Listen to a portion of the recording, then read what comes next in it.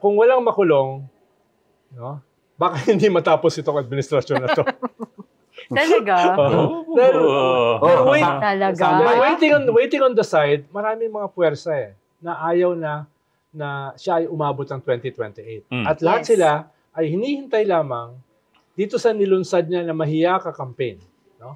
Kung walang mangyayari at kung aabot mismo ito sa kanyang official family, no, ay tingin ko gagamitin nila yan ng trigger doon sa hindi naman nila tinatago na layunin na pabagsakin siya.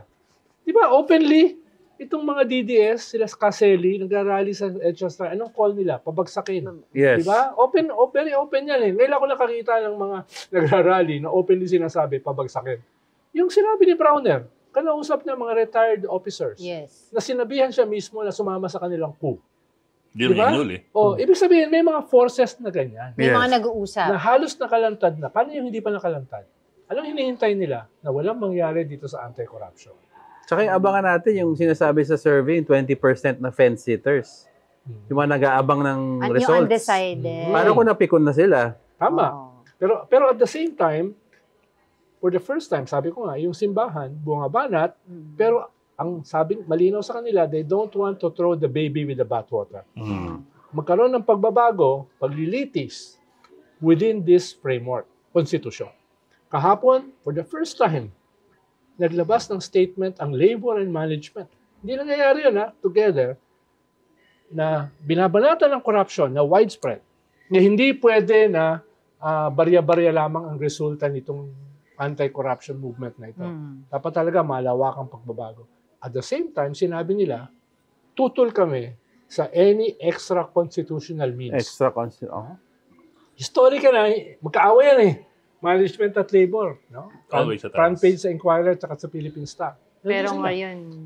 So, may mga ganyan ngayon. Simbahan, labor, management, nagsasabi ng almost the same statement. Kailangan i-consummate ito, dalhin sa logical conclusion, pero within constitutional limits. Pag di naabot yan in a year and a half? Well, di abangers yung isa. Year and a half, Ako nga, in a few months Kung wala silang... Sabihin mo, before campaign, kung walang maabot ng gano'n. Ako, just a few months. Just a few months. In a few months, kung walang mangyari dyan, naku, sasabog yan. Tingin mo, by January, kung wala pa. Sasabog yan. No? Yung galit ng tao. Usually... Both sides to. Usually nangyayari ang pricing Pebrero, di ba? Yung ubus na yung pera mo ng Pasko tsaka New Year, galit ka. No? Dami mo utang babayaran.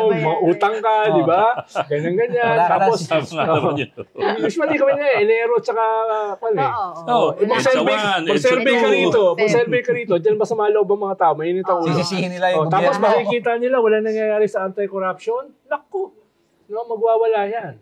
At merong mga gagamit sa kanilang galit para sa ibang layunin.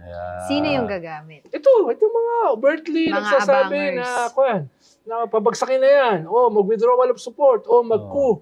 Lantara na. Hinihintay lang nila yung tipping point. February nga yan. Pwede. Trigger. Oo. Halimbawa, yung mga kumausap kay Browner, dapat pinakulong niya yan Hindi Ibig sabihin, pero parang tinitira yung pension nila halimbawa, kami, 2006, kinriticize namin si Arroyo. Kulong kami ni Randy David. At walang pong kasama namin. Doon sa 20,000 na nagmarcha, doon sa 20th anniversary ng EDSA. No?